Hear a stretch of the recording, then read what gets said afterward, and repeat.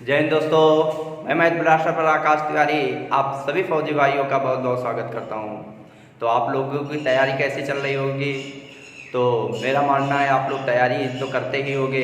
Exam date जब भी आएगी तो आप लोग तैयार ही रहोगे एग्ज़ाम देने के लिए। तो जैसा कि कल आप लोग देख रहे थे कि फार्मूले जो अर्थमेटिक्स से संबंधित थे जो इम्पॉर्टेंट वो मैं दे चुका हूँ।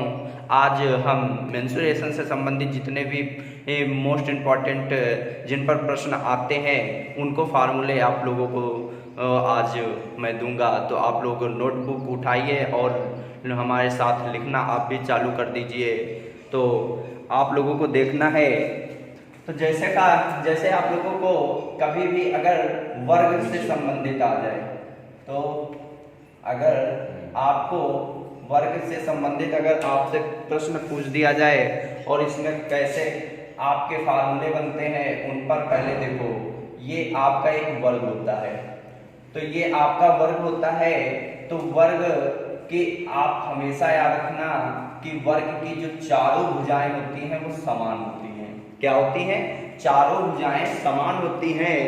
तो मैंने कहा कि एक पॉइंट आपको पता चल गया कि यहाँ पर वर्ग की चारों भुजा समान होती हैं, समान होती है। दूसरा पॉइंट आपसे क्या इसमें पूछेगा, कहेगा वर्ग का क्षेत्रफल क्या होता है। तो वर्ग का क्षेत्रफल क्या होता है तो आप लोग हमेशा याद रखना भुजा स्क्वायर होता है। क्या होता है?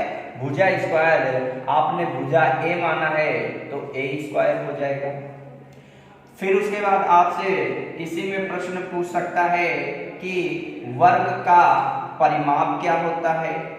वर्ग का परिमाप क्या होता है? तो वर्ग का परिमाप जो होता है वो 4 गुणे भुजा। क्या होता है? 4 गुणे भुजा होता है। तो 4 गुणे भुजा कहने का मतलब कि यहाँ पर देखो 1 भुजा, 2 भुजा, 3 भुजा, 4 भुजा, मतलब जो चारों तरफ इन भुजाओं का योग है वही हमारा परिमाप कहलाता है।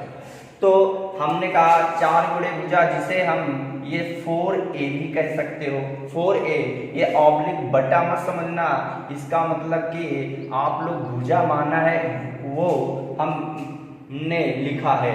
तो फिर उसके बाद आपसे क्या पूछ सकता है, वर्ग का विकर्ण। वर्ग का विकर्ण, तो वर्ग का विकर्ण क्या होता है?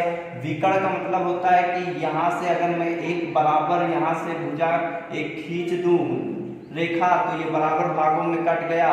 तो यहाँ से देखो ये ए और ये बराबर जो कटा है यही एक इसका विकर्ण कहलाता है। क्या कहलाता है? विकर्ण कहलाता है।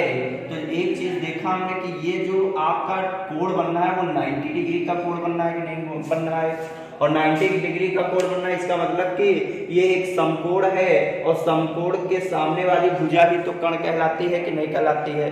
बोलो, कहलाती है। तो यहाँ से अगर हम देखें तो आपको पता होगा पाइथागोरस प्रमेय क्या होती है। तो पाइथागोरस प्रमेय कर्ण स्क्वायर बराबर आपका आधार स्क्वायर और प्लस लंब स्क्वायर होता है कि नहीं होता है। यहाँ से अगर मैं देखूं आधार आपका ए दिए तो यहाँ ए स्क्वायर हो जाएगा। फिर उसके बाद लंब आपको ए दिए तो ए स्क्वायर यहाँ पर भी हो जाएगा। तो ए स्क्वायर क्या हो जाएगा? 2a स्क्वायर हो जाएगा कि नहीं हो जाएगा। तो यहाँ से आप अगर कर्ण निकालना चाहोगे तो क्या हो जाएगा? यहाँ पर भुजा √2 हो जाएगा। क्यों? क्योंकि यहाँ पर स्क्वायर लगा है तो यहाँ वर्ग से अगर स्क्वायर रूट हटाओगे तो यहाँ स्क्वायर हट जाएगा, और 2 का वर्ग अगर वर्गमूल लेंगे तो √2 ही रहेगा।